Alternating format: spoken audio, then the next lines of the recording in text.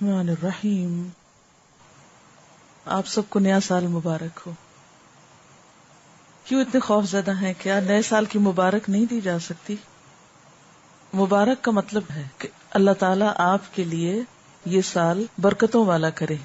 آپ اس سال میں بہت اچھے اچھے کام کریں، خوب نیکیاں کمائیں، اللہ کے قریب ہوں. مبارک دینا جو ہے نئے سال کی، اس میں کوئی قباحت نہیں ہے، کیونکہ یہ تو ایک دعا ہے. اور اس موقع پر اس لیے کہ ہم عملاً عیسوی سال استعمال کرتے ہیں یا ہم اپنی تاریخیں عیسوی سال کے اعتبار سے گنتے ہیں یا اوقات اور مہینوں کا حساب کرتے ہیں. تو جب ایک چیز ہمارے استعمال میں ہے ہی تو پھر اس اعتبار سے خاص دعا کرنا، خاص نیکی کے کاموں کے ہدف مقرر کرنا، اس میں کوئی قباحت نہیں ہے. ایک اور بات یہ ہے کہ سورج اور چاند دونوں اللہ کی نشانیوں میں سے ہیں، دونوں ہی اللہ تعالیٰ نے بنائے ہیں.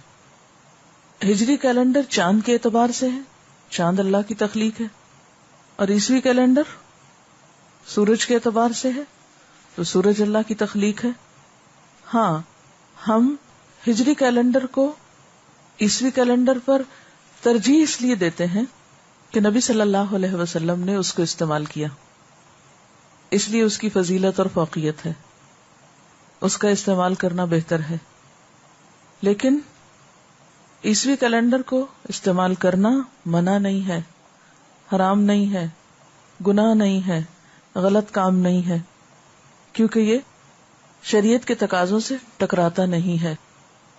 تو ہم اس وقت ایک طرح سے دو کیلنڈر استعمال کر رہے ہیں، اپنے دنیاوی امور کے لیے عیسوی کیلنڈر اور اپنے دینی امور کے لیے اور اپنی عبادات کے طور طریقوں کو بجا لانے کے لیے جو اوقات کا تعین ہے وہ ہجری کیلنڈر کے اعتبار سے. بس افسوس کی بات یہ ہے کہ ہمیں محرم، ربیع الاول، رمضان اور حج کے علاوہ باقی مہینوں کی یاد نہیں رہتی، اور باقی مہینوں میں یہ بھی پتہ نہیں ہوتا کہ تاریخ کون سی ہے. اس حد تک غفلت درست نہیں، اس حد تک بے نیازی اچھی نہیں. اس کے لیے کیا ضروری ہے کہ ہم کیا کریں؟ دونوں تاریخیں یاد رکھا کریں یا رکھنے کی کوشش کیا کریں. تو میرے خیال ہے کہ اس سال سے اگر ہم دونوں تاریخوں کا استعمال شروع کر دیں اور جہاں تاریخیں لکھی جائیں یا کہیں بھی ایک جگہ، تو ریمائنڈر کے طور پر کسی سافٹ بورڈ پر یا کسی بھی جگہ ایک تاریخ کے ساتھ دوسری کا بھی ذکر کر دیا جائے تاکہ ہمیں یاد رہے. اگر ہم کچھ سنتوں کو فالو کرنا شروع کر دیں تو میرے خیال ہے کہ ہجری کیلنڈر پھر فراموش نہیں ہو سکتا، بھول نہیں سکتا. مثلا نبی صلی اللہ علیہ وسلم ایام 20 کے روزے رکھا کرتے تھے، یعنی ہر مہینے کے 3 چمکدار راتوں کے جو دن ہوتے ہیں اگلے، وہ ایام 20 کہلاتے ہیں، 13، 14 اور 15. تو اگر ہم اس سنت پر عمل کرنے لگے تو انشاءاللہ ہمیں ہجری کیلنڈر جو ہے وہ بھولے گا نہیں. وقت کا جو تعین ہے وہ رات، دن اور سورج چاند کے اعتبار سے ہوتا ہے، اور ان چیزوں کو اللہ تعالیٰ کی نشانیاں قرار دیا گیا ہے کہ یہ اللہ کی نشانیوں میں سے ہے.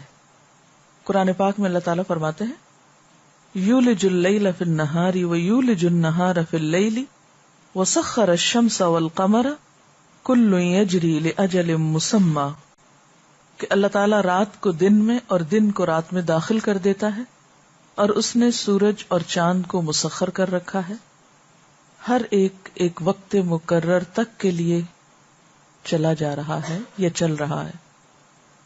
اسی طرح ایک اور جگہ پر اللہ تعالیٰ فرماتے ہیں وسخر الشمس والقمر کل یجری الی اجل مسمی، اور سورج اور چاند ان کو اللہ نے مسخر کیا اور ان میں سے ہر ایک ایک وقت مقرر تک کے لیے چل رہا ہے. یعنی اگرچہ سورج چاند اوقات بتانے کے لیے ہیں لیکن ان کا اپنا بھی ایک وقت مقرر ہے، وہ خود بھی ایک وقت کے پابند ہیں. دن اور رات کا تصور کیا ہے؟ اللہ تعالیٰ فرماتے ہیں وَهُوَ الَّذِي جَعَلَ اللَّيْلَ وَالنَّهَارَ خِلْفَةً لِمَنْ أَرَادَ أَن يَذَّكَّرَ أَوْ أَرَادَ شُكُورًا، کہ وہ اللہ ہی وہ ذات ہے جس نے رات اور دن بنائے، ایک دوسرے کے پیچھے آنے والے سکسیسرز. لمن اراد ان یذکر، ہر اس شخص کے لیے جو چاہے کہ نصیحت حاصل کرے، او اراد شکورا، یا وہ ارادہ کرے شکر گزار ہونے کا.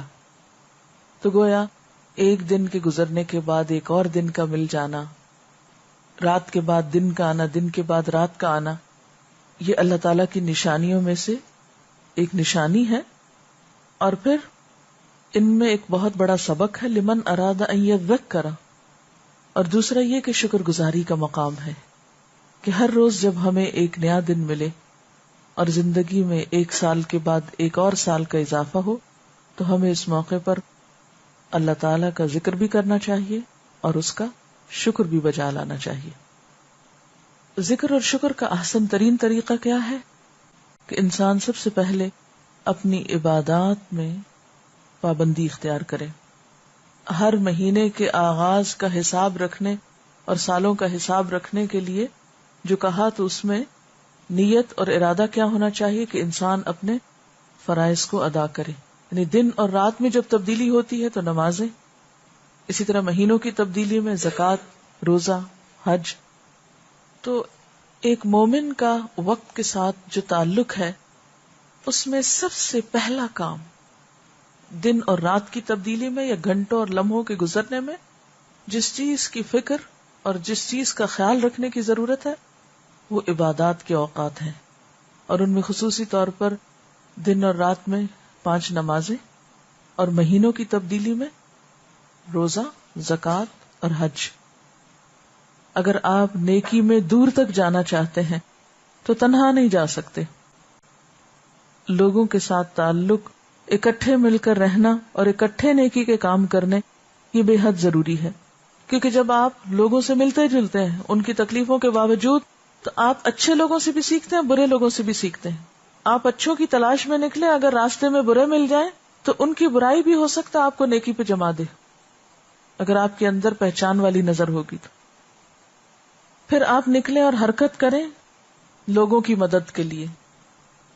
کوئی بیٹھ کے اٹھ نہیں پا رہا، کسی کی کتاب گر گئی، کسی کا قلم چھوٹ گیا، چھوٹے چھوٹے کاموں میں دوسروں کی مدد. اپنی شخصیت کو ہر دم ہر لمحہ خدمت کے لیے تیار رکھیں کہ چھوٹی چھوٹی چیزوں میں راہ چلتے کسی نہ کسی کی کچھ نہ کچھ مدد. یعنی گھر میں کچھ ہے تو وہاں سے دے دیا، پیسوں سے مدد کر دی، سفارش کر دی جا کے کہ یہ شخص اس چیز کا ضرورت مند ہے، اس کی مدد کر دو. کہ من نفس عن مؤمن کربتا من کرب الدنیا نفس اللہ عنہ کربتا من کرب یوم القیامہ. جس نے کسی مومن سے دنیا کی مصیبتوں میں سے کوئی مصیبت ہٹا دی، اللہ تعالیٰ اس کی قیامت کی تکلیفوں میں سے کوئی تکلیف ہٹا دے گا. اور پھر من کان فی حاجت اخیہ کان اللہ فی حاجتہ، جو اپنے بھائی کی حاجت میں ہوتا ہے اس کی ضرورت پوری کرتا ہے، اللہ اس کی ضرورت پوری کر دیتا ہے. اور لوگوں کی ضروریات پوری کرنے کے لیے دل کی وسعت بڑی ضروری ہے کہ آپ کا دل بڑا ہو. اور یہ ضروریات صرف ان لوگوں کی پوری نہ کی جائیں جو آپ کے آس پاس ہیں، جو آپ کو اچھے لگتے، کوئی بھی ہو، اس سے کوئی فرق نہیں پڑتا کہ وہ کون ہے. کیوں؟ اس لیے کہ آپ کسی شخصیت کی مدد تو نہیں کر رہے، کسی نام کی مدد تو نہیں کر رہے، آپ کس کی مدد کر رہے ہیں؟ اللہ کے نام پر کر رہے ہیں. اس سے کیا فرق پڑتا ہے کہ وہ لینے والا کون ہے؟ ایک بہت ہی خوبصورت حدیث ہے، طبرانی نے اس کو اپنی اوسط میں روایت کیا ہے اور حاکم نے کہا ہے کہ صحیح الاسناد ہے، بہت ہی خوبصورت. نبی صلی اللہ علیہ وسلم نے فرمایا وَلَأَن يَمْشِي أَحَدُكُمْ مَعَ أَخِيهِ فِي قَضَاءِ حَاجَتِهِ، تم میں سے کوئی شخص اپنے بھائی کے ساتھ اس کی ضرورت پوری کرنے کے لیے چلے، یعنی کسی کی مدد کے لیے جب تم میں سے کوئی نکلتا ہے، وَأَشَارَ بِإِصْبَعَيْهِ، اور آپ نے اپنی 2 انگلیوں کے ساتھ اشارہ کر کے سمجھایا کہ اس کا یہ عمل افضل ہے، بہتر ہے، من ان یعتکف فی مسجدی ھذا شہرین، میری اس مسجد یعنی مسجد نبوی میں 2 مہینے اعتکاف میں بیٹھنے سے زیادہ افضل ہے اجر کے اعتبار سے.